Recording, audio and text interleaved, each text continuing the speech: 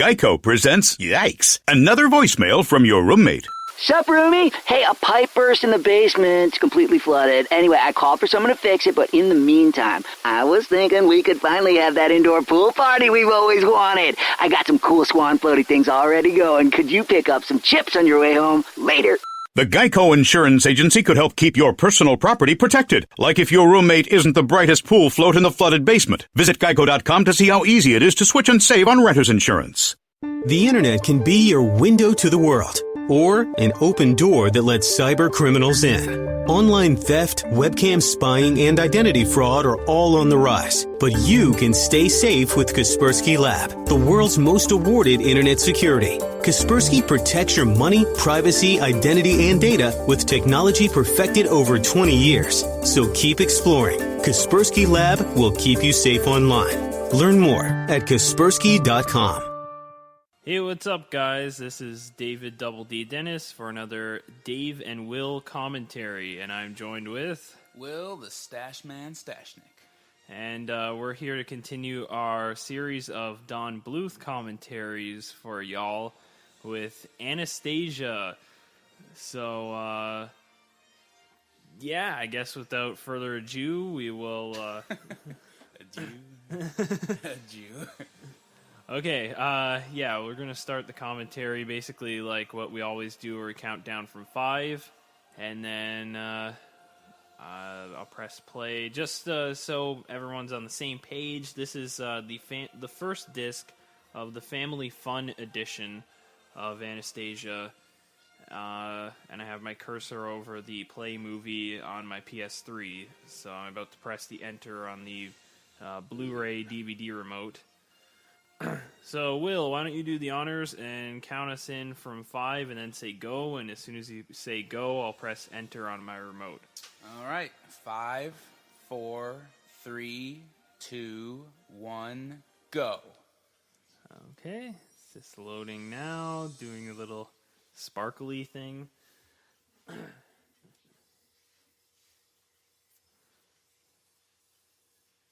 And we're about to start. So... basically, we recorded the Land Before Time commentary before this, but our plan was actually to do Anastasia first. I think we're a little bit more well-researched for this one.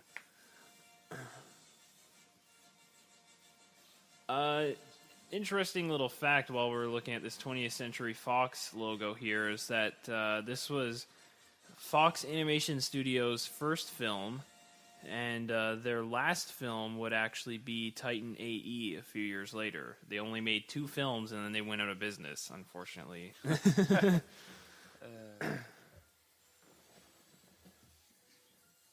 So, for as much as everyone seems to love Don Bluth now, he kind of, like, ran that company into the ground, which is unfortunate. Just excuse me for a moment. I'm just going to close a window here. Oh, okay.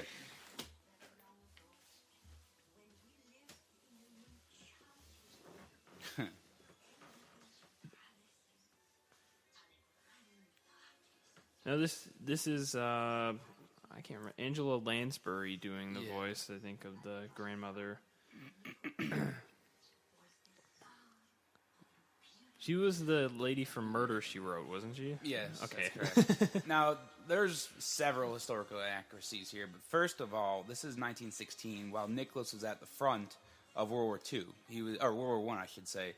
Like, he was in the front lines, really, so he wouldn't be here right now. Which one is Nicholas? The father. Oh. Yeah. And also another one is Anastasia at this point. She was born... let me see. She was born in 1901, meaning that this would mean she's like 15 years old now. So I'm hoping she would remember her family at 15. Well, doesn't she, like, in the movie, I think she, like, hits her head or something? It's the that's the why amnesia angle. Yeah, that's what happens in all these movies. Okay. And they always have the characters meeting as kids in a lot of these movies, and you see that here. I don't know how I feel about that, kind of unnecessary to have like the young version of Dimitri there. It's kind of like in Star Wars where they have to have like C-3PO. Yeah. Like Anakin Skywalker. I was gonna say it's like a George Lucas Star Wars prequel moment going on, where we have to show every character as the young version of themselves. Like, do we really need young Boba Fett?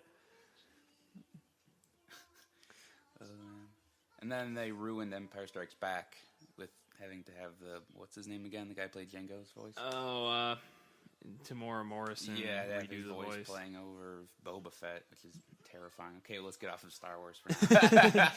Sorry. Completely different. So. Okay, now here we're introduced to Rasputin.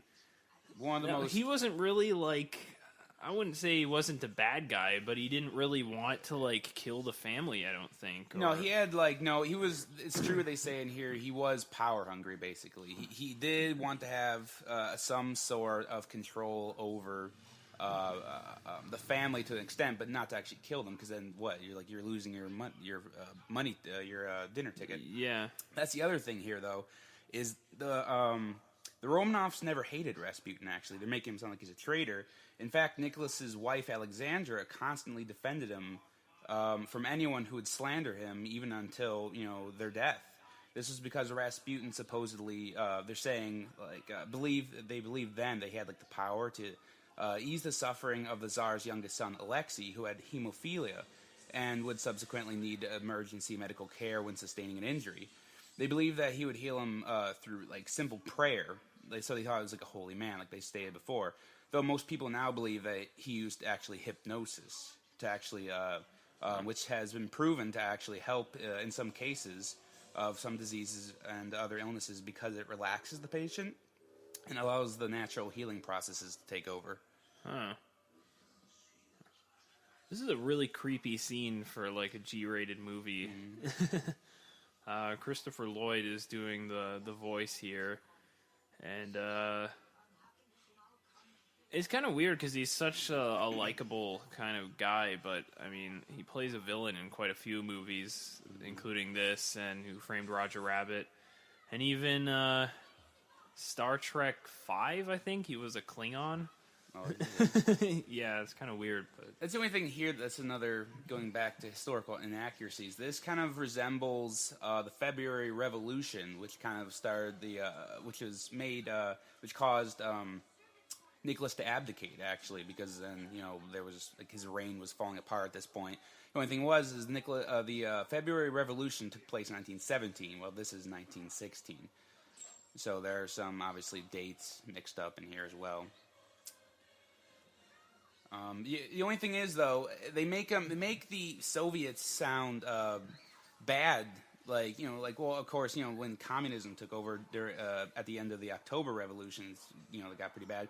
But I mean, Nicholas was a terrible ruler. He was concerned more about his family than he was about the living conditions of regular people. The working conditions for industrial workers in Russia were terrible, as was the state of living. And food and other necessities were running short because of the war effort, which was going horribly wrong. So it's not much of a wonder why the Bolsheviks went boondock saints on their asses. Oh, another interesting thing. We just missed Rasputin's death, but this is one of the most interesting things. Oh, yeah. Yeah, getting into Rasputin's death. There are a few different accounts as to how it actually went down. I think he was killed 3 times, or not killed 3 times, but it took 3 attempts to kill him or something? No, it's not necessarily the attempts, it's different people. Some people say it was a British secret agent that actually killed him. But, however it went down, though, certainly he didn't die just because, he didn't crack through the ice like Harry in It's a Wonderful Life. The more commonly believed version, the one that we were just talking about, and the version I think is the most badass because this guy's crazy, is that he was murdered by Russian nobles who thought that he had too much influence over the Empress and thus the entire country, because since Nicholas is at the front, she took most of the responsibility. Now he did end up in the river at the end, though that was not the original plan. First, they tried to poison him. They put a huge amount of cyanide into his drink. They lured him down to a basement where they or like feeding him food and stuff like that. See, I read somewhere that they only put they didn't put as much of a dosage as they should have, and that's why I didn't kill him. That's Like one story, but another dosage. story was that they put it in the drink, but apparently he didn't actually drink much. Apparently, at least not what they were serving him. And then they put it in the cake, but apparently they're saying it might have dissolved through the baking process. But regardless of the poisoning, he says that didn't work. So the guy, they were wondering, we got to do something because we want to make sure they can hide the body before dawn. So that didn't work. So they shot him, and then shot him 3 more times after that. So that didn't work. So they beat the shit out of him until he stopped moving. They proceeded to bind the body, roll it up in a rug, and throw that shit in the river. Now, when his body was discovered, they found that not only did he have water in his lungs, meaning that he was still alive when they chucked his immortal ass into the river, but that he had also broken out his bonds. So he was still not only alive, but well. So they so recapping, they tried to poison him. They shot him 4 times. Didn't they shoot him once in the face as well? They had actually photos of that, actually. And, they did that, and then they beat the crap out of him. And and then they tied him up, threw him in the river. He was still alive, and it's insane. Another thing that's really weird is that there are several urban legends that the nobles, before they had finally killed him, or at least when he was unconscious, they cut his penis off. Yeah, wow. And so there was supposed to be some kind of going around gypsy camps as to some kind of powerful little talisman, whatever you want to call it. Yeah. But that's why, it's just Rasputin in general is just an amazingly interesting person. Just in reality, it's just crazy to think that someone can actually sustain that kind of amount of injuries and actually not and they didn't die. They didn't die at first, but definitely just sustaining that amount of injuries before dying is insane. Which is why there's rumors that he was immortal and all this stuff, and that's why he's the bad guy in Hellboy. Oh, that's right. And which comes right out of the comics, actually, which are a lot darker and a lot closer to the actual Russian mythology. If you ever get a chance to read those, they're pretty good. But yeah, he's kind of a interesting, creepy character in history. Yeah. You just look at his pictures online. When you ever have the chance, just look at some Google images of him. It's the freakiest looking guy ever. Yeah, this guy looks like he'll eat your soul.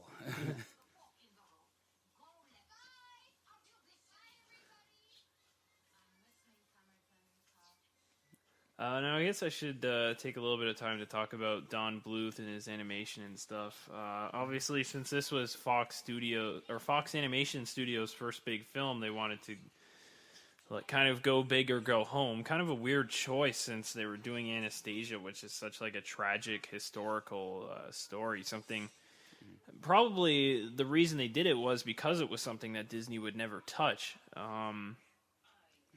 But the animation in this film is just beautiful. And it's interesting, too, because if you're watching this on the DVD, you'll see that it's in a 2.85 to 1 aspect ratio, which you don't really see very often in animated films. They're usually in that 16 by 9. So they went really widescreen with this to get that kind of epic feel to it, which is great. Definitely better than the Land Before Time that in our last commentary, where not only was it only available in full screen, but it was just a horrible transfer. Here, at least the DVD transfer looks actually really nice, which is great. Something that's kind of weird too, I would have to recommend to anyone watching this, if you don't, or listening to this, if you don't have a copy of the Family Fun edition of Anastasia, go out and pick it up. You can probably find it for $5 at an HMV or something. One of the things it comes with is a commentary with Don Bluth and his name Gary Goldman, I think. Yeah, Gary Goldman. And I think the main thing you'll notice in that commentary is just how much of a perfectionist Don Bluth is. Like, he compliments everything else and everybody else about this movie. He's like, oh yeah, the acting is great, the music is great. But the one thing he's always disappointed with is his own animation. He's constantly like, oh, I wish this part was brighter. I wish this thing was more vivid. I wish these characters looked more like real people. And he just points out all these mistakes with the movie that you wouldn't even think, like, you don't even notice them really unless he points them out. So I guess a lot of directors are kind of perfectionists like that, but... Most notably, Scorsese, actually. Like, he would, like, look at his films after he's done, like, when they're editing, and he's like, oh, no, this is terrible. And everyone's just like, what are you talking about? This is Raging Bull. This is a fantastic film. Yeah. I think Kurosawa was like that, too.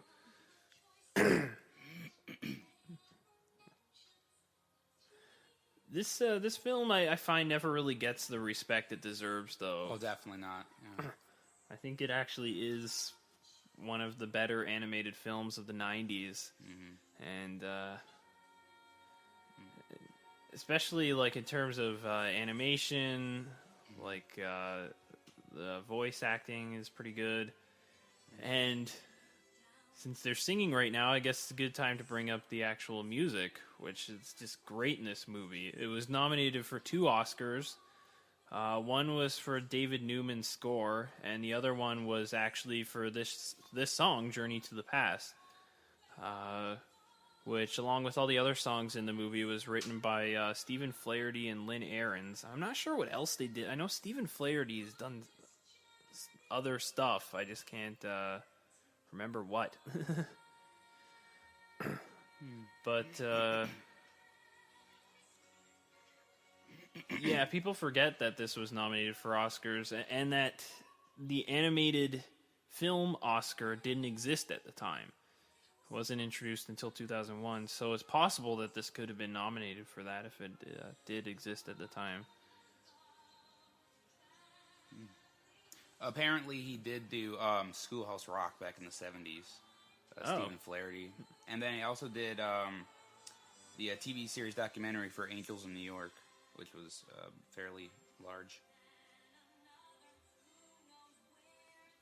Okay, good for him. Not too much. Those wide amounts of time when he didn't do anything. He went he did Schoolhouse Rock in 1973, and then he did The Magical Journey of Anastasia in 1997. So there was 20 years when he didn't do anything. It's possible that he. It's possible that he was doing stuff besides film. Like, I don't know, his name just sounds so familiar. He might be in, like, a band or something, or working on Broadway. I don't know. Yeah, there are a lot of Broadway singers, actually, in this film, so that's possible. Yeah. I love that shot where she makes it out to the... I don't know, hill, and yeah, it's like that big epic wide shot. You don't see those kinds of shots in animated films a lot. And it really kind of elevates this film to a different level. I think I appreciated this movie a lot more when I saw it on DVD, because on VHS it's in full screen, so you don't really get that scale as much. Actually, I think the first time I saw this movie was with you and your sister and my sister, like, in our basement, like, way back, like, 10 years ago. Maybe. I remember seeing it in theaters, and I remember I was freaked out by Rasputin. Especially at the ending, skeletal structure. Again, it's kind of intense for, like, a PG movie, or a G movie, actually. G movie, actually, yeah. I can't believe this movie got away with a G rating. Yeah, I know. I mean, I can see, like, back, like, with Land Before Time and stuff like that, but, because that was such a long time ago, but this was 1997, So, I mean, it was, you would think they would be a little harsher on ratings at that point, but I guess they didn't really feel that a movie about people being executed deserved a PG rating. Of course, obviously they didn't show that, but, like, I always say that if Don Bluth had, like, put, like, the entire, like, not only, like, execution of, like, Rasputin, but also the royal family in this film. Like, he'd be my personal hero. It'd be an R-rated film, but I would be like, oh my god. Oh, man. It would be interesting to see like a live action version of this. Did they actually make a movie like back in like the 30s or 40s about this? They might have. I think they made like some TV series back in like the 80s. I think there was a small TV series, but I'm not sure about that. Yeah, I could see that. There's always like a cute sidekick character in most animated films. Well, for the good guy and the bad guy as well. I mean, you got Bartok in here. I suppose Paco? Is it? I don't know what the dog's name is. I wasn't really paying attention. I don't think they give him a name yet,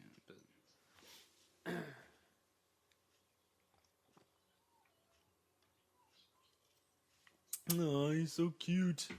His little wing ears.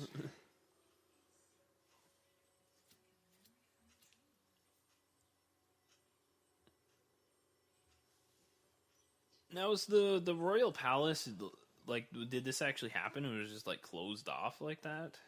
I don't really know much about, like, actual, like, what happened to the remnants of the monarchy after the revolution. You would think they would, like, pillage it and just, like, just take everything that's, like, gold, but maybe they would. I mean, I don't really know what else. I know now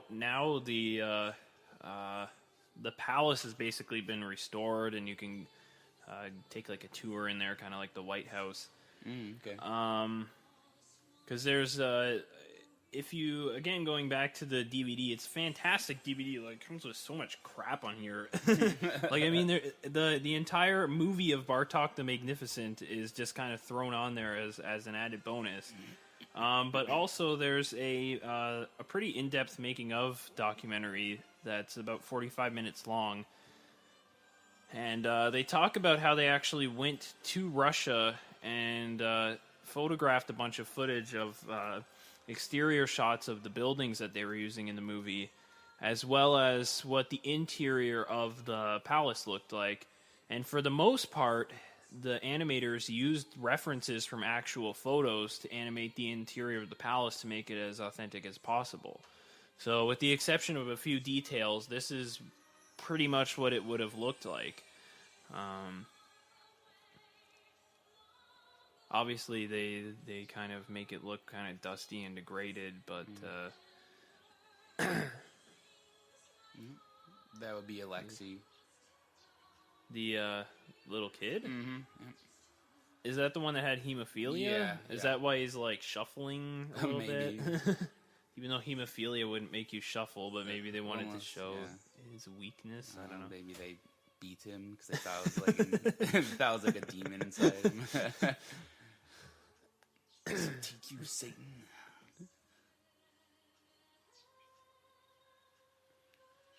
Kind of an interesting like background in this shot too. None of the people are moving, but there's a lot of detail there as well.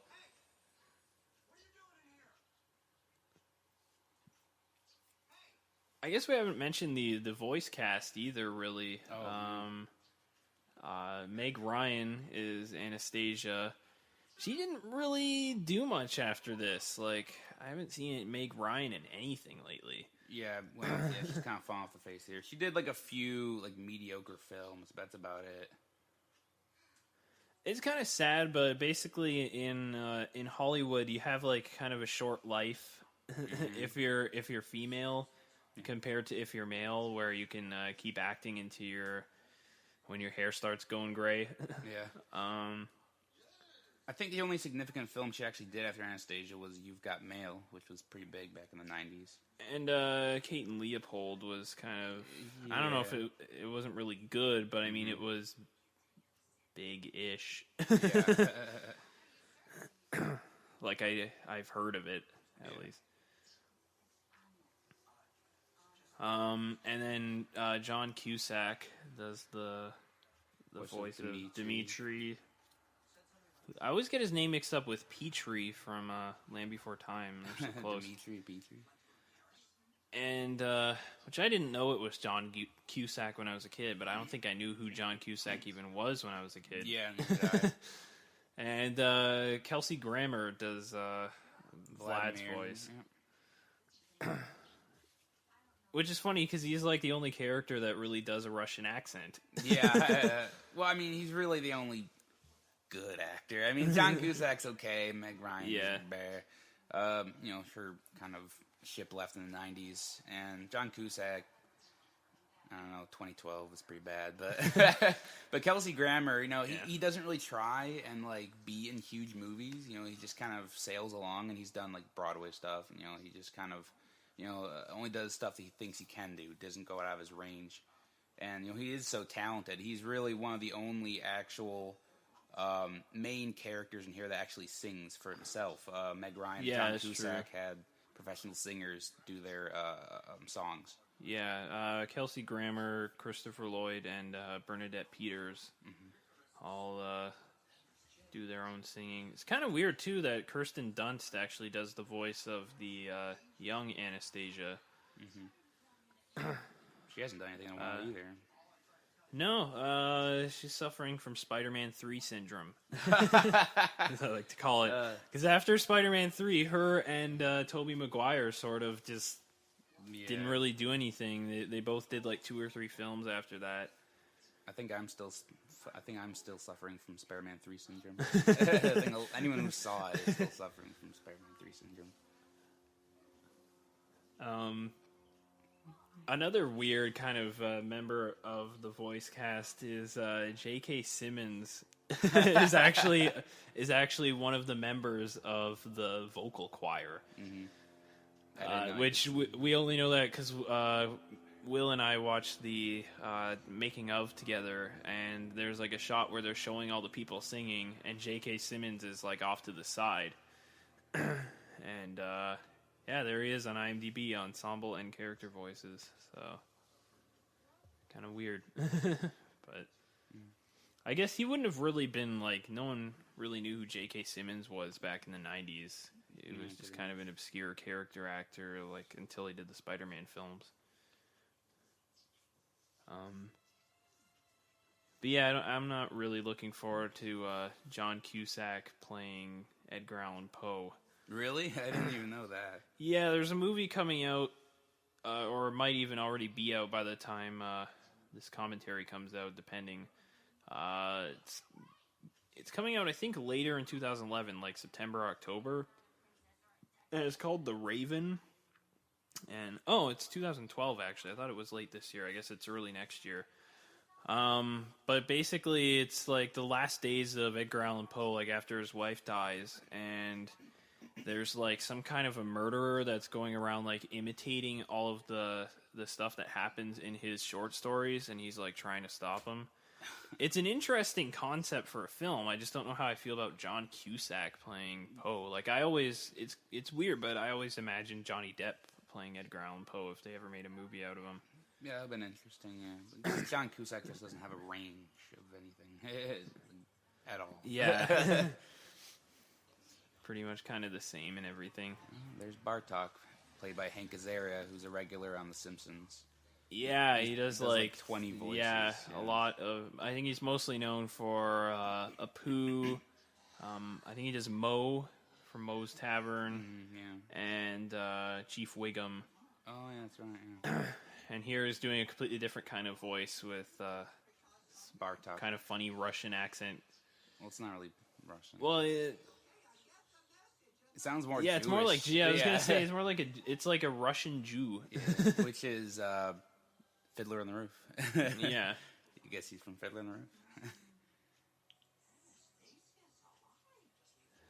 But for some reason, like, I always thought that was Eugene Levy doing his voice. It does sound kind of sounds like a little bit like yeah. like a little higher pitched version of Eugene Levy.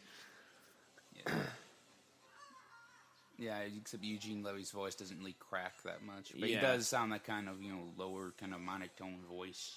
Sounds very Canadian, because he is Canadian. Yep. Now, speaking of the historical inaccuracies of this film, one thing that is historically accurate is the character of Bartok. A lot of people, that's true. A lot of people didn't know that Rasputin actually had a rare albino bat as a pet. And he used it in a lot of his rituals and stuff like that. Yeah, it was when he went to Romania, he picked it up, and that's actually where the rumors actually started of having a disembodied penis. He cut off Bartok's penis, and he would use it in a lot of potions and stuff. And that's usually what he healed Alexei with. And that's why Bartok has such like a high pitched voice here. Yeah, he's a eunuch.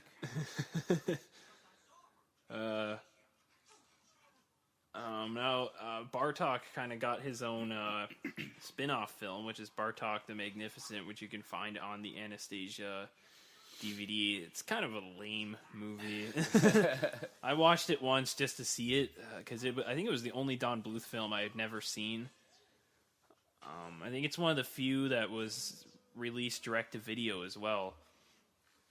And, yeah, I don't know. It wasn't horrible, it's just it's pretty forgettable. Mm-hmm. Although it was also directed by Don Bluth, though. Mm-hmm. Well, I mean, it's not very often that side characters having their own movies are that successful. Yeah. It'd be pretty bad. Yeah, I think they just did it because Anastasia was relatively successful for a Don Bluth film. Sadly, most of his films didn't actually make that much money. So the studio is just like, yeah, let's milk this. We can't really make an Anastasia 2. So, what else can we do? How about a Bartok movie?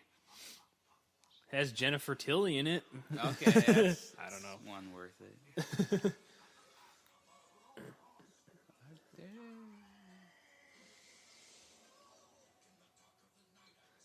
He's Christopher Lloyd's sort of like sing-talking. It's not really singing, he's just sort of talking in tune. Yeah. Well, I mean, he does do a little bit of the singing, but the rest of it is Jim Cummings, who does the singing for Rasputin. I think he also plays the voice of Pooh Bear, I believe. In the new movie. He does, actually. Yeah. Pooh and Tigger. I think he's been the voice of Pooh and Tigger for a while, actually. Mm-hmm. So are they gonna make a? I'm really looking forward to that movie. By the way, are they gonna make a spinoff where it's Winnie the Pooh and Tigger meet Rasputin, where they're like cut up and used in a ritual? Oh man, this is kind of another thing that's a little bit dark for this movie. Just like the dark humor used with Rasputin, where like his body parts are falling off. Oh yeah, and hanging out with all these bugs.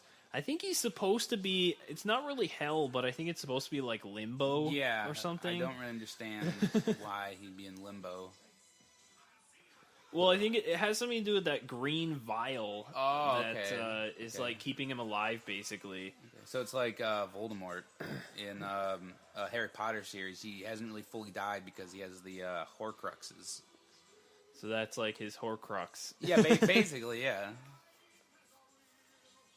He didn't think it through, though. He only had one, not seven. Yeah, probably should have. I love those little bugs there, just like accompanying him. Are they bugs or what are they? Yeah, they're just like insects. I guess because no one likes insects, so they wouldn't go to heaven. But instead of God's nice enough, he's not going to send them to hell, so they're all just stuck in limbo.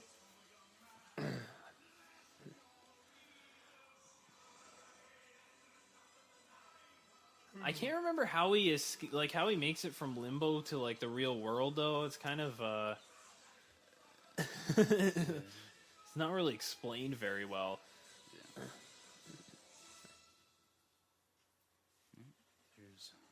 There's the bad guy song. Wow, this sounds kind of cool on the surround sound. Let's go into the back speaker now. Yeah, the dog's name is Puka, apparently. Oh. Yeah. Like a puka spirit. Yeah. Apparently, Anastasia did have a dog, but his name is Jimmy, apparently. It was a King Charles Spaniel, if you want to look that up on the internet. Wouldn't that be kind of the same type of dog this is? Because I think Puka is a Cocker Spaniel as well. Yeah, isn't that's it? true. Yeah, it's just different name. Other historical inaccuracy. They just can't live without. I think it's just because Jimmy sounds like a stupid name for a dog in a movie. Yeah, I don't know. They wanted everyone to have like a Russian name, and Jimmy isn't really Russian. It's more almost like American. Like, Yeah. Hey, I'm Jimmy Ramone. It's my impression of an Italian American. What's he like marking in the book there? I didn't even... Arguments 1. Oh, okay. Demetri only had like 3, and Anastasia had like 80. Something like that. In the short time that they've known each other, they've already argued that much. Mm-hmm. So much sexual tension.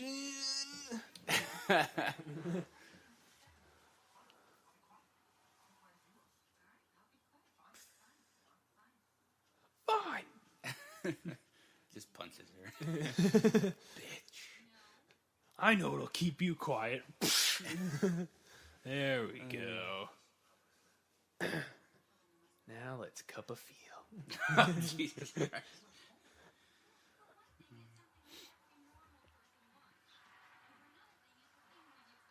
I guess we should actually get into where the stories came from of the different people who women that they tested and thought that were actually said that they were the actual Grand Duchess Anastasia. There were like a whole bunch of them, but the one that this movie is based off of, it's the most well-known one, was Anna Anderson.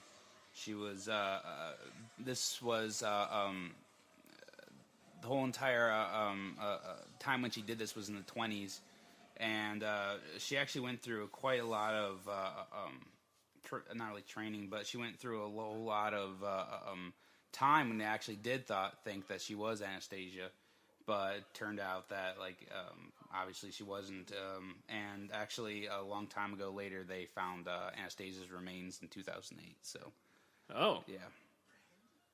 So she was actually killed, with the rest of the family? Yeah. Okay.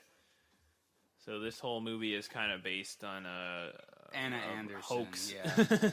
It wasn't even the actual real person. Yeah. These, green bats are pretty freaky, too. Mm-hmm. I've always liked the look of trains in the 1920s. 1930s. Very rustic. Yeah. And it always reminds me of Alfred Hitchcock movies, because I think almost at least half of Hitchcock's movies have a scene on a train. It was a staple.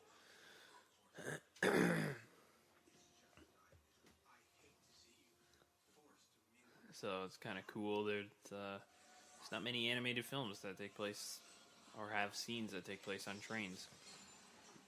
Except for maybe Dumbo. I don't know.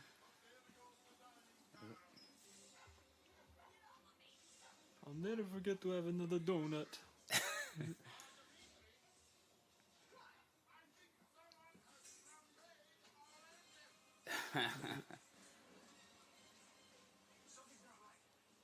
Oh, Dimitri's got to play the hero.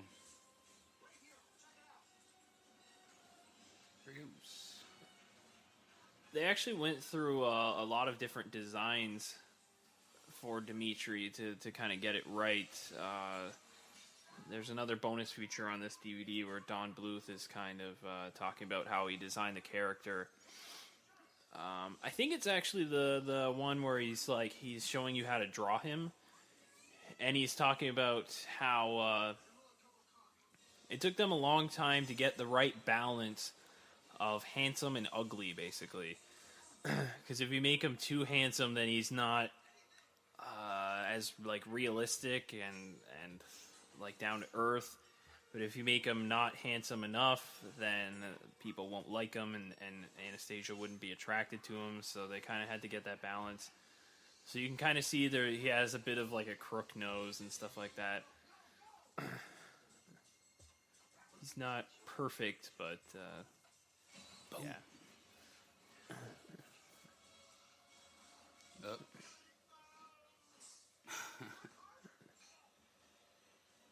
One thing Don Bluth was always really great at was like action scenes. Titan AE has a few really good ones as well. But this one definitely sticks out. Oh, yeah. I think I can afford to have the great action sequences because, if you listen to the Land Before Time series, we introduced the idea that all the Don Bluth films are, they deal more with more adult themes, and thus, you can have more adult sequences in it, such as, action sequences where things blow up and people are on the verge of death, as opposed to in most Disney films where they're in those kind of scenarios, but it's never as hectic as it is in most of these. Yeah. It's a lot more intense, I guess. Mm-hmm. Yeah. Ooh.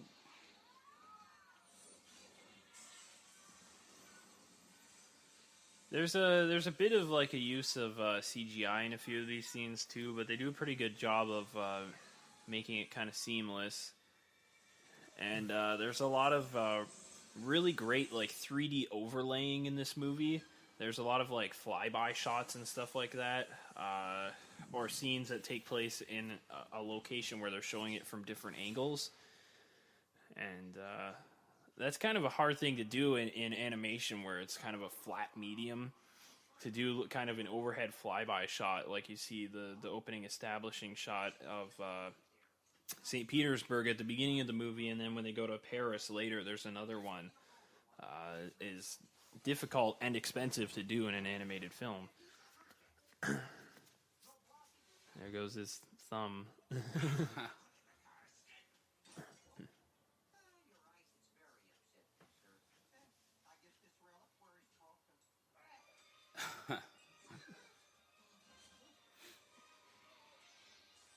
You gotta wonder why Rasputin actually put up with Bartok after he gave him the reliquary.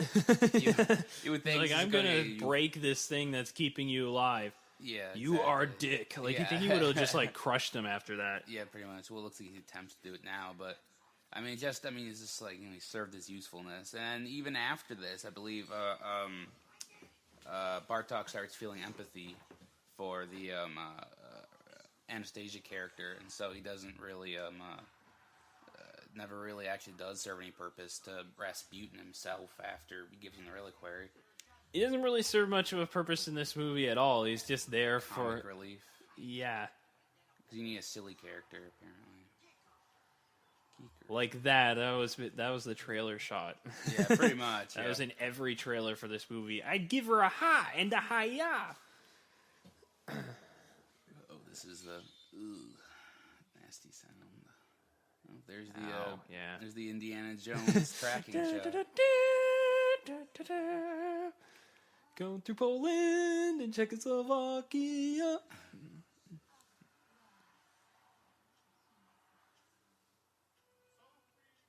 That's beautiful. Yeah, there's a lot of really great painting in this movie. Mm-hmm. You don't really see that in animation nowadays, where it's all CGI pretty much. They just sort of build an artificial environment. You can put the characters wherever you want, and then put the camera wherever you want. And it's still difficult to do a CG animated film, but logistically, it's a lot easier. Which is why this form of animation kind of phased out, and then Don Bluth kind of became a dinosaur, which is kind of sad. But well, this film is another example of Don Bluth's not only use of masterful use of animation, but colors. In Land Before Time, he used all the kind of earth tones, all the colors for sunsets, and it's pretty beautiful. And now it's almost more it's more springtime colors, and it starts out very dim, and then when they get through Poland and Czechoslovakia here, it just brightens up to the extent that it's just a flower that was in winter that just blooms, and it just he does it in such a masterful way that it's seamless, There's a much broader color palette in this movie than there was in Land Before Time, because each location and character has kind of their own color palette. When you're looking at Rasputin in his lair, it's like a lot of really harsh reds and greens.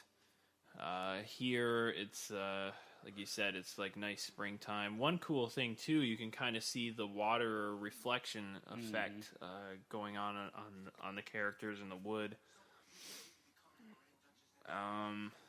It's little details like that you don't really notice as much when you're a kid, like the shadows as well. Mm-hmm. But I think the fact that you don't notice it is a testament to how good it is. I think you would notice it if it wasn't there. It would look kind of cheap. Yeah, just being really just two-dimensional as opposed to this actually gives it the realistic feel.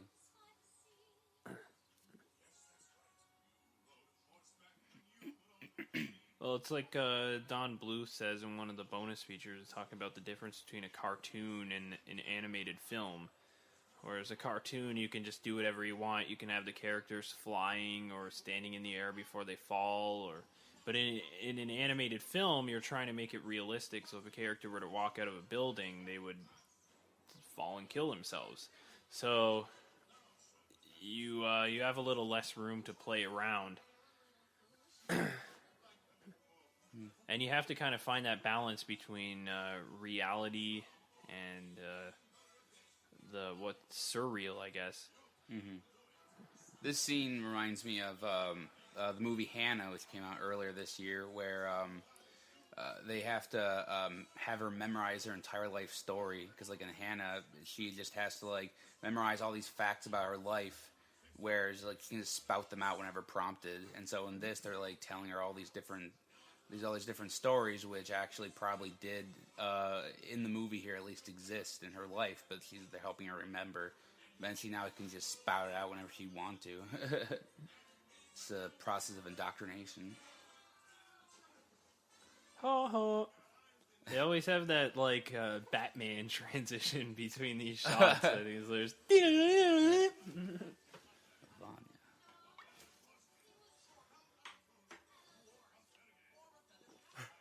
I love the driver. He looks I was going to like, say that car driver looks like the bad guy from Raiders of the Lost Ark. That's what Ark. I was about to say, yeah. He has, like, the same hat and glasses. Your fire is dying. Hey, car driver, you want some of this water? I've got a little bit left. I'm sorry, I'm not thirsty. This guy's really weird. This guy is so weird. I'm sure at some point in his life, his face will melt.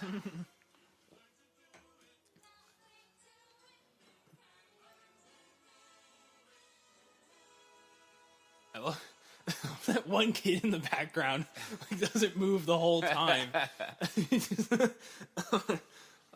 If we weren't recording this commentary, I would have just rewound and just watched that kid, because he's just like staring at the ground. He doesn't like, his face doesn't move. He's just like has like this dumb smile on his face the whole time. It's hilarious. Oh man.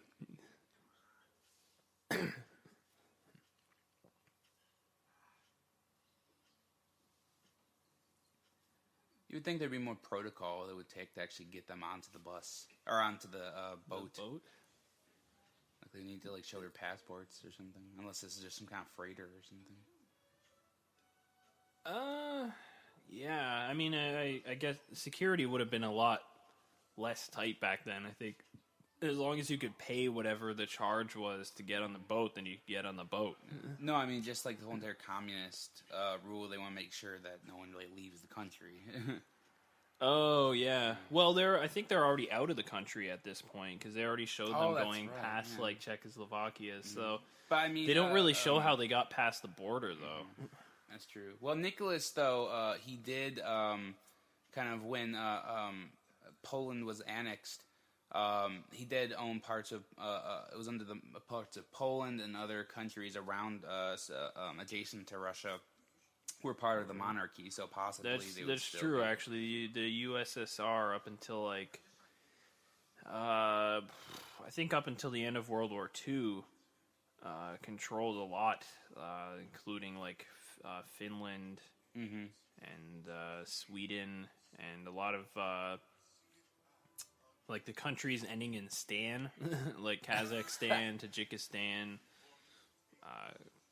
Turkmenistan. Pretty much all of those were at one point under the USSR, I think, except for Afghanistan and Pakistan. I think Pakistan was part of India at one point. This is the scene where the sexual tension starts to break, and the two characters of Dmitri and Anastasia start to bond. Pretty much kind of an important moment in if you're writing a romance movie. You can't really have the tension going throughout the whole thing. At some point, you have to have them actually kind of liking each other. Because otherwise, you just have two characters that hate each other completely. Yeah. Which is kind of interesting. They should... I don't know. I can't do it. I'm sorry, I like men. Thank you for helping me discover my sexuality. Vlad, come over here. Yeah, I was going to say, I was just like, what do you think Vlad and I have been doing all these years? I think that shot is the ship is CGI.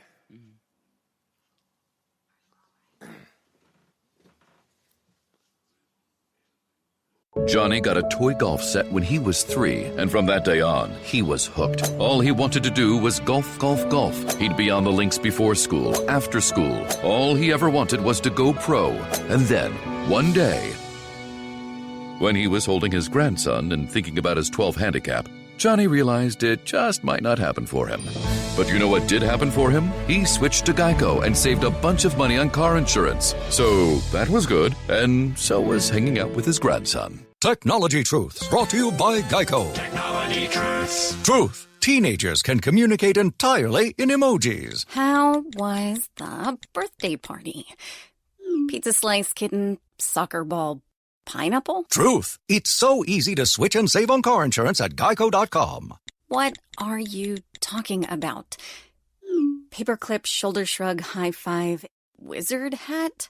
What? Geico. 15 minutes could save you 15% or more.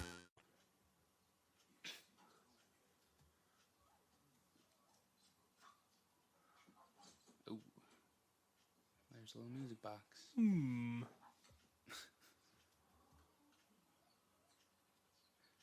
That's the other thing, though, with the music box, which is kind of tied to her necklace there. They said "Together in Paris." Actually, the Grand Empress Maria, who was played by Angela Lansbury in here, she didn't go to France after the Revolution. She went to Denmark, actually. So that wouldn't have actually, occurred. Plus, in real life, Anastasia didn't have that much of a connection with her grandmother. It was more or less her mother had more of a connection with her grandmother, who was Queen Victoria, actually, of England. Oh, there she's calling it puka. Puka. Which, I think a puka is like a type of animal spirit, if I'm not mistaken. Like in Japanese culture, or? I don't know what it comes from. I think it's Celtic, actually. It looks like Welsh. It's a Welsh. Okay. Welsh or other type of like an Irish fairy. Yeah, so that's sort of Irish is like Celtic, kind of. Yeah, Irish and Scottish share the Celtic heritage. There's Alexi again. He turns into a demon In here, this but kind of creepy scene.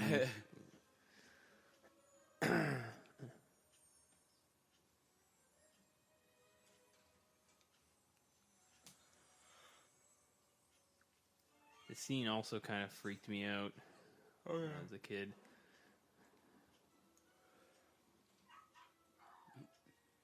Puka knows what's up. Dogs have regardless of what we want to say about this film, it is true though that dogs do have like some kind of like sixth sense of being able to know when their masters are in trouble, or even that now actually, some dogs, they're training dogs to be actually smell, kind of sense out diseases like cancer and everything. Really? Mm-hmm. Yeah. Weird. It was on NBC. I'm not sure how legit that is, but still, definitely do know when their masters are in danger. Yeah, there's been a lot of different cases where they've saved them from fires and stuff like that. Mm-hmm.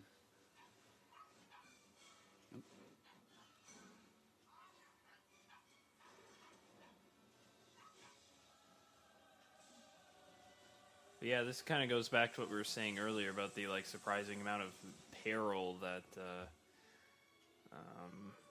Don Bluth puts in his films. This part is terrifying. Yeah. Those are her sisters, Olga, Tatiana, and Maria, who are all killed in the basement. Then the reason why they thought that Anastasia might have lived was because since she wasn't in the basement, they thought that, you know, she had gotten away, but apparently her body was just cremated, which was burned along with Alexei, apparently.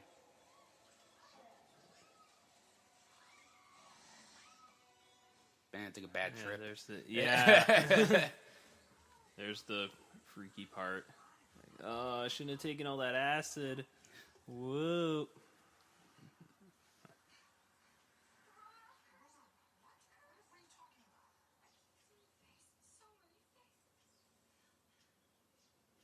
They cried out to me, and then was suddenly silenced.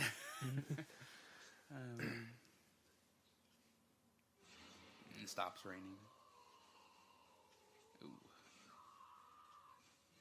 I think this is the scene where his head goes into his chest. I love this scene.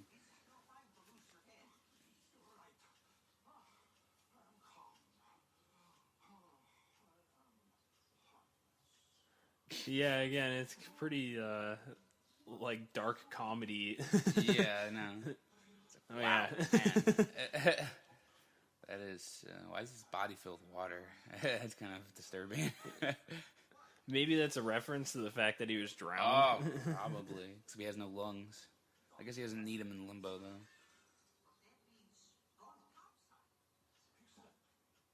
I guess this is the part where he gets resurrected in some way. Ooh.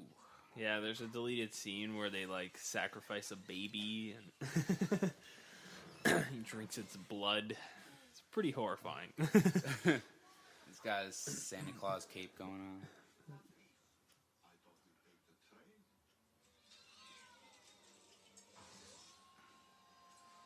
Magical gas, I guess. That's how it is. He had a magical fart that transported him into the real world. Wow. Here's what I'm talking about with like the big like wide shots going on. There's Sophie, who's played by Bernadette Peters, who is a Broadway veteran and one of my favorite Broadway stars, because she was in Into the Woods, which is kind of a Broadway musical about an amalgamation of different fairy tale characters trying to kill a giant.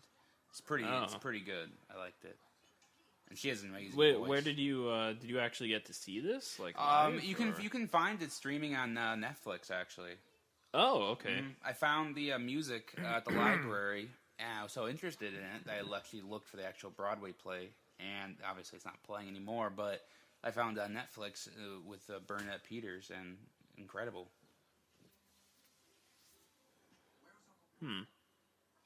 Boys. Yeah, she was in quite a few movies in like the 80s and 90s. You don't really see her as much anymore. But yeah. I don't really know what she's up to now. Like, is she back on the stage, or did she just kind of retire? She's probably doing something, I'm assuming.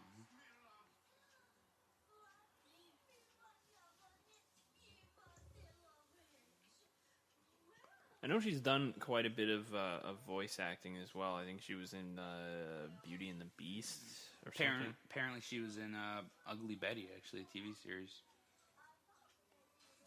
Which I saw one episode of and couldn't watch it anymore. Interesting. Oh, and Land Before Time 10. There's the Don Bluth connection. Long neck migration.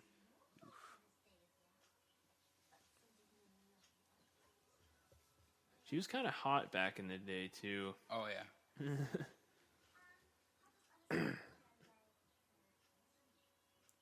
She was pretty sexy in a weird kind of way. My grandparents used to have like a sundial like that in their backyard.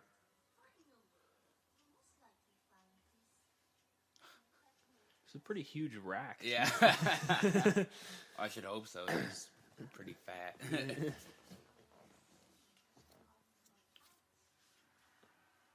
That's why it's the best when girls gain a bunch of weight and then lose it all really fast. I'm just saying. You know what's weird, too, is those pictures behind her look like real pictures. I think, yeah, probably they are. Somehow they probably impose that to some extent. I don't know. Yeah, I don't know how you would do that. Probably with computers. Yeah.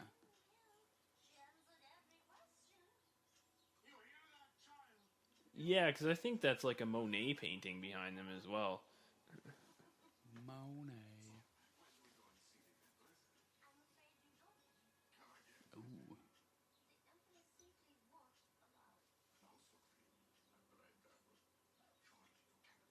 Better let me see her. She like smashed them on the ground. Yeah, that's like a picture of some pope on the side there.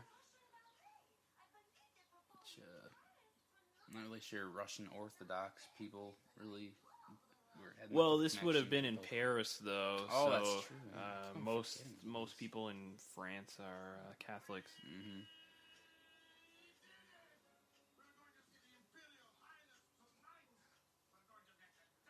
You can kind of hear David Newman does that a lot in his scores with, I don't even know what that is. It's like where the violin is like kind of plucking the do do do do do do.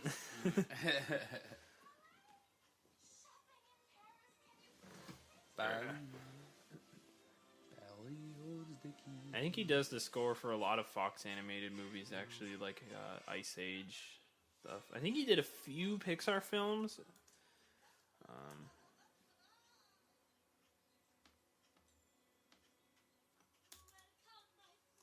Yeah, it's kind of weird that they have like a Chanel store up there. I just noticed that. I'm not sure. I think that's real. Yeah. When did it start? Like, 1909. Yeah. Wow. So yeah, it would have been around. Yeah, look at that guy on the side who's like not moving.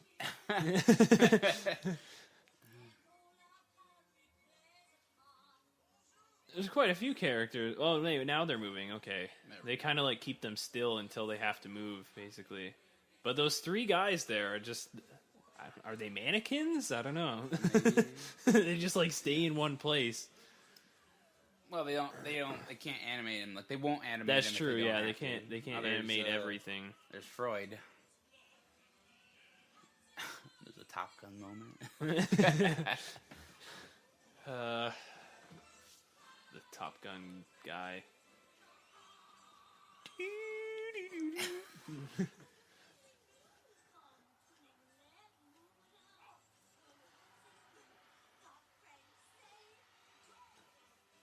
Those guys are kind of like pussies. Yeah.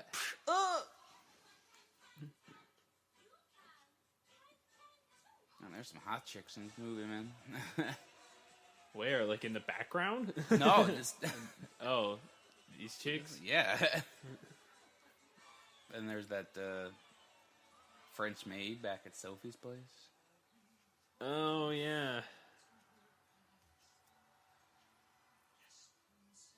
There's kind of a cool, like, circular tracking shot there, which again is very hard to achieve in animation, where you actually go around the table, so you have to see everything like three-dimensionally. Not easy.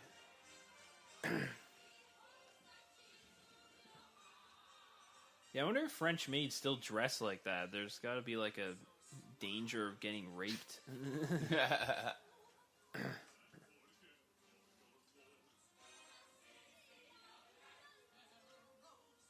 Because, I mean, who doesn't have a French maid fetish? Gay guys, I guess. Even then, they'd probably just dress other men as French maids. The behind them, it almost looked like the backdrop there looked like Starry Night. Except, I mean, obviously, except for the stars. What's Starry Night? Van Gogh painting. Oh, probably what they were trying to go for. Probably.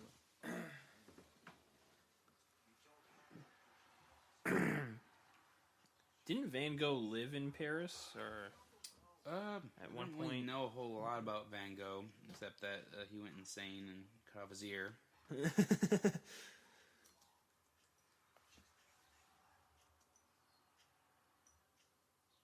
I know he's Dutch. Yeah, that makes sense, because Van pretty much indicates that you're Dutch, but I don't know if he spent his whole life like living in Holland or. Hold on. Probably. Huh. You think they would have tried to imitate like a Monet painting instead? Since he was actually French.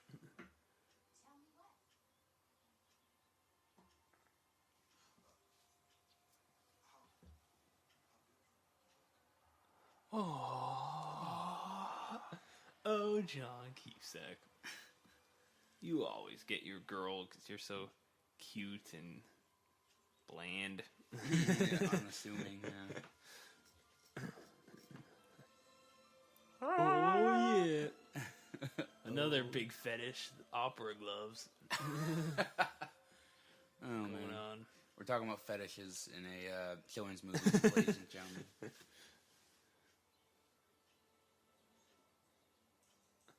Well, they are actually at the opera, so I guess that would make sense. Yes. Can't go to the opera without opera gloves. I don't know why, but...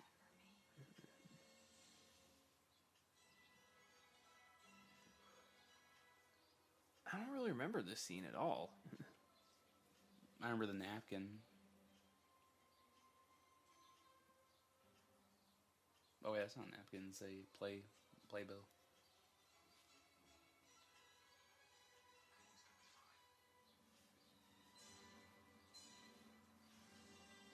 Does anyone know what play this is? It looks like Cinderella. Cinderella, yeah.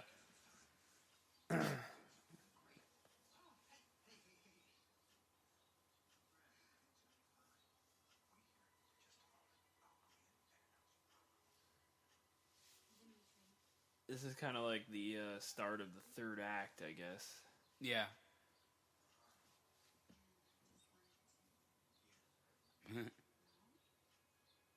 Here's a good example of Don Bluth's like lighting technique that he used to sort of draw attention to the eyes. Mm-hmm. You can see how the characters' eyes are lit much brighter than the rest of their faces. Like right there, there's like a stream of light going across her eyes, which is basically to draw attention to her face. In the widescreen format, it's really hard to draw attention to something that's small when the frame is so wide. So to do it, you basically have to have everything on the sides of the frame pointing towards what you want the people to look at.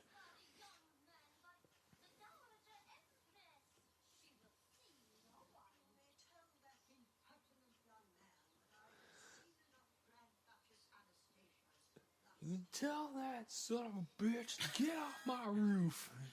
He like takes out a shotgun. Oh man, another gator.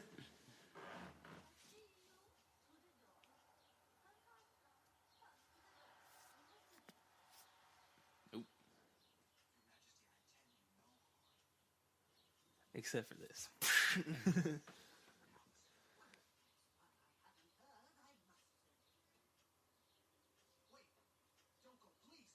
That's the other thing, though, is that Dowager Maria here wasn't her only surviving member of her family, or dowager, I should say. Apparently, her aunt Xenia and Xenia's husband Sandro, along with her daughter Irina and her husband Felix Yuspov, along with several others, actually survived. Also, Felix actually was one of the ones that supposedly conspired for the plot to kill Rasputin, actually. Oh. Yeah. Well, I guess it's... obviously, you have to change things for the sake of making it a more entertaining film. Yes. Very few films are actually historically, or 100% historically accurate.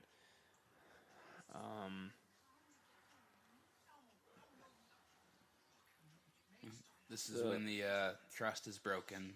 Yeah, this is what in screenwriting you call the third act crisis. Where, like, one of the characters finds out that the other character is lying, or there's a misunderstanding between them. And, because usually by the end of the second act, you have the characters actually liking each other, and then to split up that liking, you have something come between them.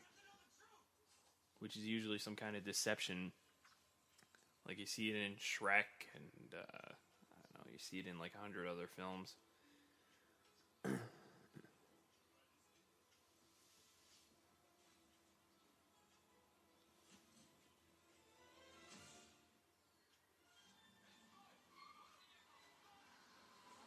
Uh-oh.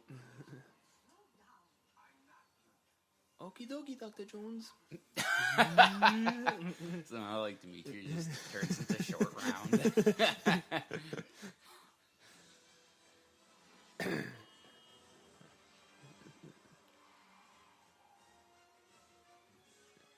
Yeah, there's a lot of really great, like, fluid animation in this movie. That's what I was thinking. Yeah. Like, I never really noticed it when I was younger. I always thought this movie was okay when I was a kid, but I was never really blown away by it. And I like it a lot more now that I'm older. It's not perfect, and obviously there's tons of historical inaccuracies, but they had to do what they could to make it a compelling story. I mean, if you had, like, 5 of her family members still alive, for example, I don't know, it would have been kind of less spectacular that there was one other surviving member. Yeah. If there was like, oh, look, another surviving member of the Romanov family. We have 8 of them over here. It would have, like, lost that critical nature. You know, this is your last hope, you know. Because it's just, otherwise it's like, you have 8 other chances. There you go. Although, at this point, communism would have taken over, wouldn't it? Already, so like, what's the point of her even being like, "Oh, I'm the lost Duchess"? Like, besides getting money and renown.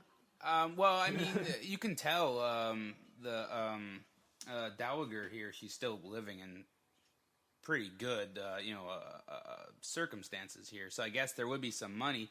But I think for Anastasia's sake, I think she just wants family. I think. Just to know that she's actually, loved by someone. Actually, she belongs somewhere. But, like, there's no actual, like, kingdom for her to return to. Well, it's basically like... But I guess in terms of, like, what she's trying to get, I guess since she's lived as an orphan, to try and have some kind of a family. It's just like the royal family in Britain right now. They don't really hold a whole lot of judicial power. It's more or less just for show. Most of it's like representative. Exactly. But they're still living the high life with Budweiser. Oh, no, it's Miller.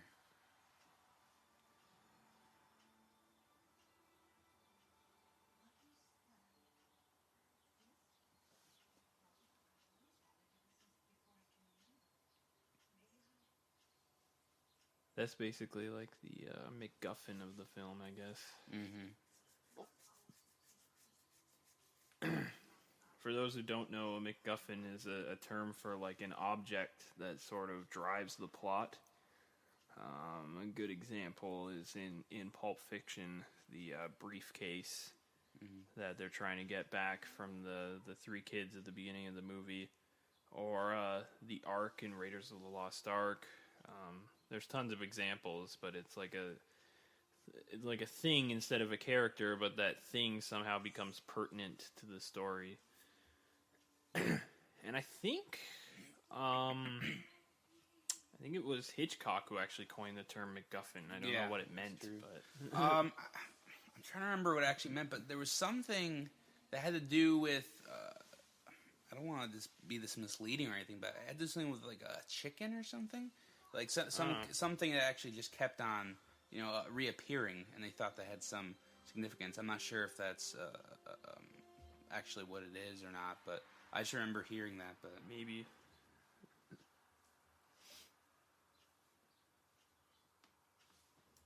I guess the like black that he's wearing is supposed to be sort of indicative of the darkness of his situation. One thing that's kind of interesting about this movie too is like the costume changes. Anastasia starts out wearing like a lot of browns and greens, and then she ends up wearing like blues, and then I think she winds up in yellow by the end of the film. So it gets like brighter and brighter, and same thing with Dimitri here. He was kind of wearing like a brown outfit, and then he's wearing like this black overcoat to kind of show the darkness of the situation. Compared to a lot of animated films where the characters are just wearing the same thing throughout the entire movie, it's kind of an easy out, but here Bluth does something interesting where he actually changes the characters' outfits throughout the film to show their mood, which is kind of cool. It's pretty cool, Jimmy.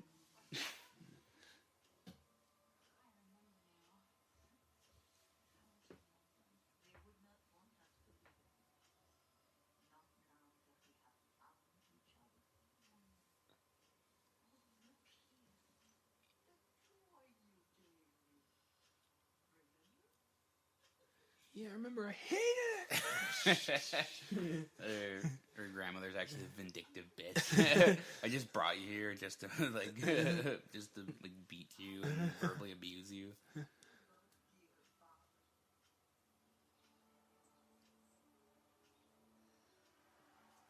Wow, it's pretty intense crown. Yeah, that you were holding on to. I'm surprised no one tried to steal that or anything.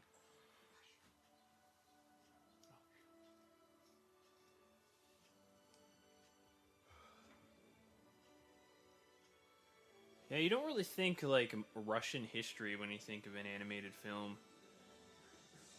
What's up with those two like holes in her breasts? They look like brooches. Oh, okay. They look like holes, which is kind of weird.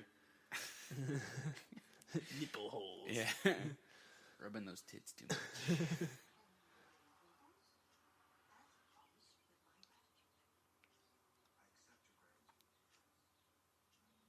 See here now he's wearing a suit because he's taking the situation more seriously.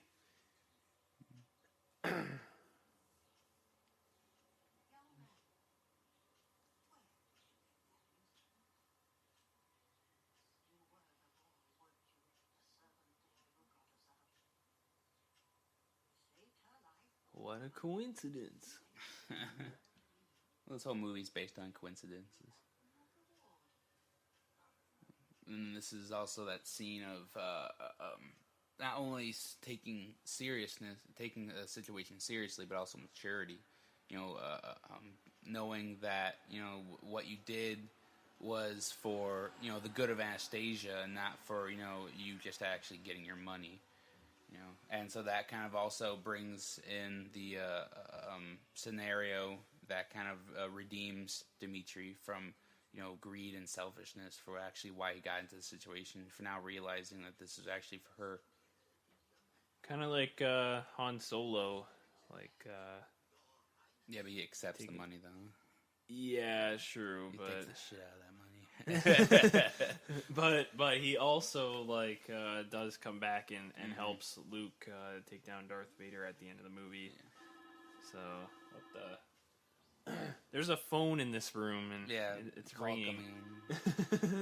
It's not an important call. Let the secretary take it. Yeah, aka my mom is going to be answering it in the other room. I completely forgot there was actually a phone in this back bedroom.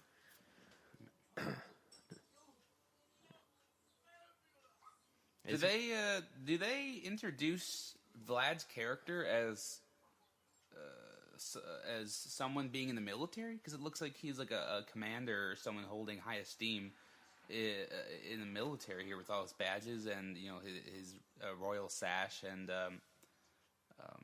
just his outfit there looking all spruce. I don't know. They don't really mention it. Maybe it's one of those things that's not really explicitly said, but we're just supposed to sort of assume it. Because, I mean, this is after World War I, so it's possible that he fought in the First World War. And those badges are from, like acts of bravery or whatever. So, yeah, that's totally possible. Like, given his age, he definitely could have fought in the First World War, so... Yeah, it's the things on his shoulders, epaulets. They're spelled, or that's what they're called, and they're insignia that shows rank in armed forces. So he must have been in the Russian military. But you'd think he'd actually try and be like fighting, like back during like the February Revolution. But apparently, maybe he was. They don't really show much of what happens. They don't really show what happens to him during that point. So. It's possible that he was and that he just gave up. He's like, fuck this. Well, no, I mean, like, that could be part of his character. Like, that's probably why he's sort of become, like, this con artist. Like, he's just sort of given up on honor. Like, you don't really think that much about that because he's, like, a supporting character, but it's totally possible.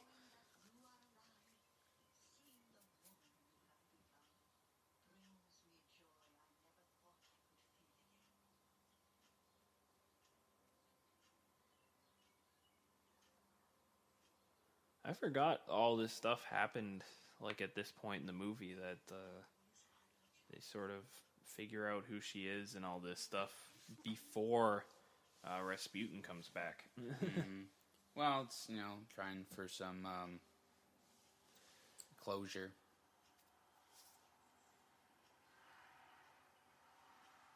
It's also, saying that, Anastasia's found her family, and it's now she's almost, I wouldn't say moved beyond it, but has also, realized that she's a mature woman now, and she can actually live, survive for herself. That hedge maze looks like the hedge maze from The Shining. Yeah, yeah. Oh.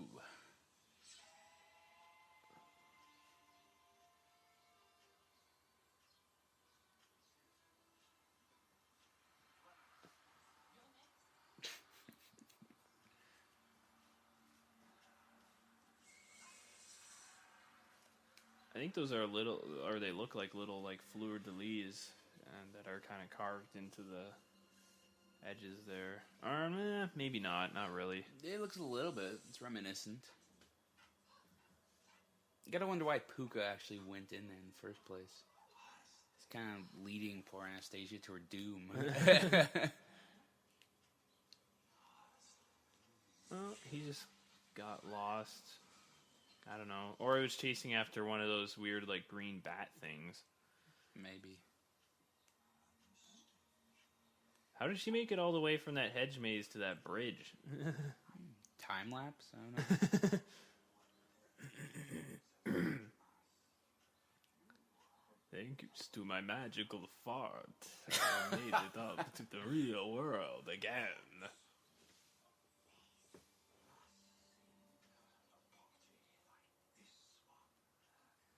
I think they just chose Rasputin because you need to have, like, a strong villain for a movie like this, and Yeah, you can't just have like a communist. Yeah, you can't just have or like a random group of communists or something. So Rasputin is a much more memorable villain, even though he wasn't actually the villain in real life. But well, he was sort of. But I mean, he was. Yeah, he didn't actually conspire to kill them. Yeah.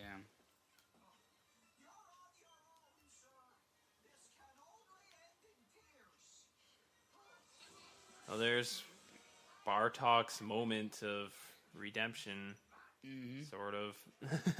Yeah, he's kind of forsaking his master to actually do what he believes. At least it's not as bad as the moment of redemption for that random chicken in Quest for Camelot. Where it's like, I'm good now. Why? I don't know. I just am.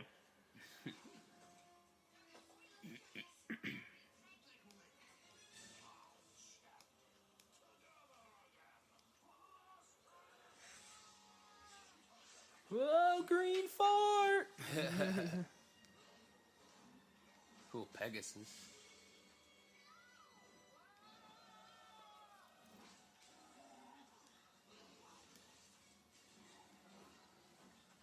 I forgot about this whole thing with the horse, too. That's also pretty cool. I don't know how I forgot this.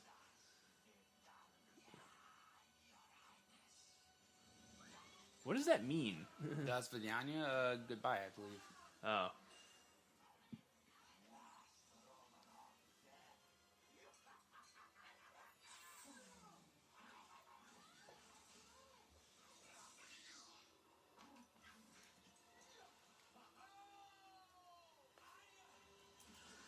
Ooh.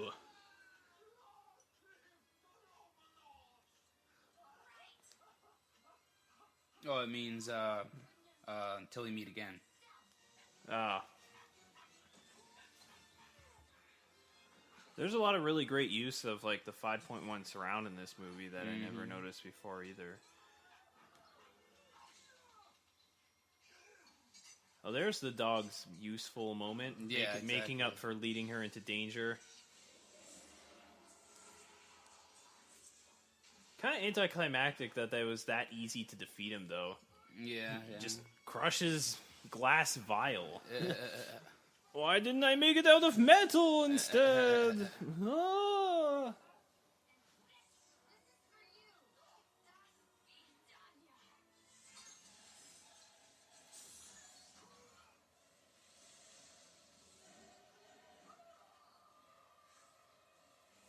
Uh-oh, it's his freaky death scene.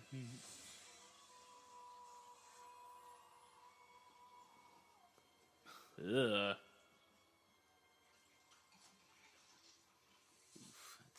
Don Bluth, all right. Yep. That's like the moment where it's like, wow, really? This was G? Okay. Kind of freaky for like young kids, but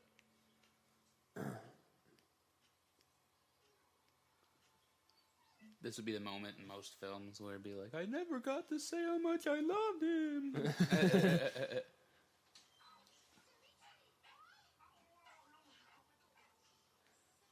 Oh, my back is broken. I can't feel my legs.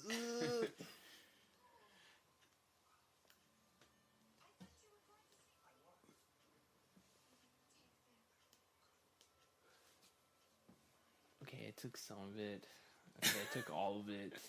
Fine, whatever. Kill that fucking dog. Get out of here. Trying to get laid up in this bitch.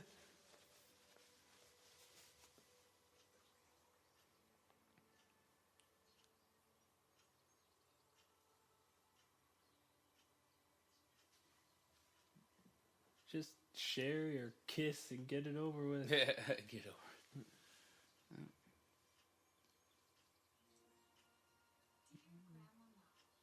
This is the realization of identity for Anastasia. She believes now she realizes that she's not just anchored by her family, but also that she's anchored by her own self.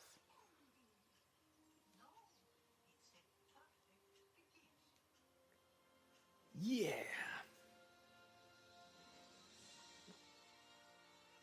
I just noticed the wedding ring on her. That'd be her aunt. The old lady, was that her aunt or her like great aunt? The Angela Lansbury? Yeah, that was her grandmother. Oh, okay. Yeah, I just never noticed the like wedding ring on her finger before. It's like, ugh, gross, disgusting.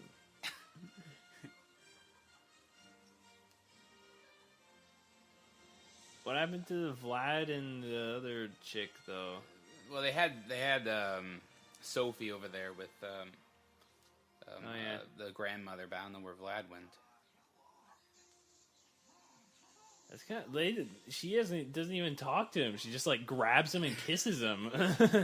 Like, oh, hey there. My mouth. I don't even know who you are. I'm being raped over here. She doesn't come back in the spin-off movie either. There's no pink bat in the Bartok movie.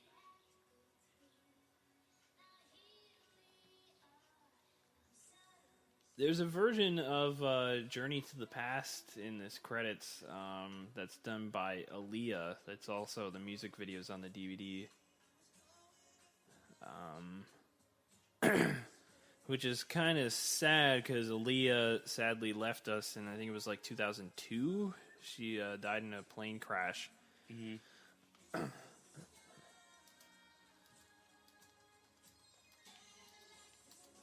There we go. Another one of those like credits where it has actual stuff going on. I forgot that they had this too. I thought it just cut to normal credits. Mm-hmm.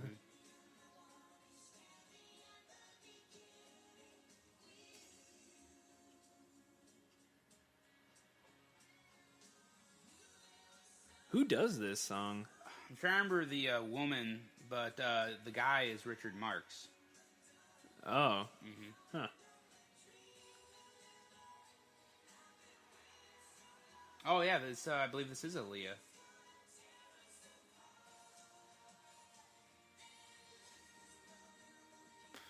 Are you sure? Because I don't think she does this song. I don't know. Trying to find it.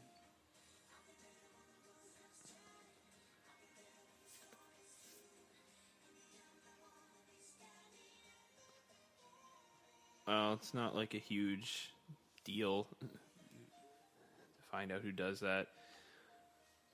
But anyways, we're finally at the end credits here. So do you have any like last thoughts for Anastasia, Will? Well, I mean, I always liked it when I was a kid, you know. And, here's the Aaliyah song. Sorry to interrupt you. Okay, no, that's keep fine. going. That's fine. No, now I know.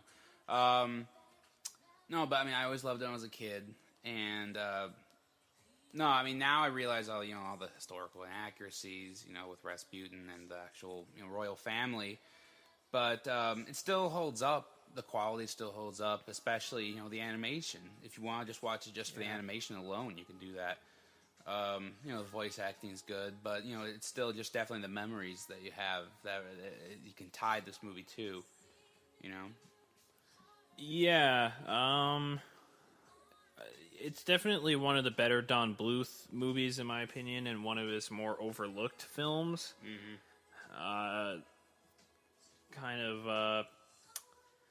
I think a lot of people kind of... there's the phone again. A lot of people kind of make fun of this movie for trying to be a Disney princess movie, and I don't think that's what they were going for at all, really. No, definitely not. It's a completely different kind of film, and it's different than most other Don Bluth films in that, first off, he's not dealing with like animals or dinosaurs or anything. It's real people, and it's a real historical event. And, the animation definitely holds up. If you can pick up the Family Fun edition of this, it's definitely worth it. It's full of bonus features. And, I think I like this movie now than I even did when I was a kid. The more times I watch it, the more I realize that, hey, this isn't bad. Exactly. Oh yeah. Apparently, the woman, just to go back a little bit, the woman that was at the that sang with Richard Marx was Donna Lewis, who was a Welsh singer-songwriter. Oh, okay. Just, a little closure there, but yeah, definitely. All right, well, I guess that about wraps it up for our Anastasia commentary. So stay tuned for more commentaries. We're probably going to do a few more Don Bluth films, and then who knows what we'll do? Just keep talking over movies, because that's what we do anyways, even when we're not recording. So for Dave and Will commentaries, I've been David Double D Dennis. I've been Will, the Stachman Stachnik. And keep listening, and we'll catch you next time. Hi, it's Jamie, Progressive's #1, #2 employee. Leave a message at the... Hey, Jamie, it's me, Jamie. This is your daily pep talk. I know it's been rough going ever since people found out about your a cappella group, Mad Harmony, but you will bounce back. I mean, you're the guy always helping people find coverage options with the Name Your Price tool. It should be you giving me the pep talk. Now get out there, hit that high note, and take Mad Harmony all the way to nationals this year! Sorry, it's pitchy.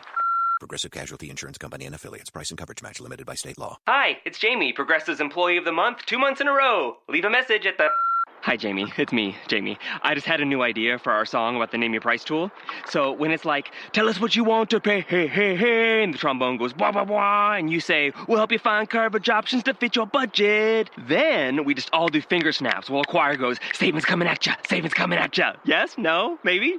Anyway, see your practice tonight. I got new lyrics for the rap break. Progressive Casualty Insurance Company and Affiliates. Price and coverage match limited by state law.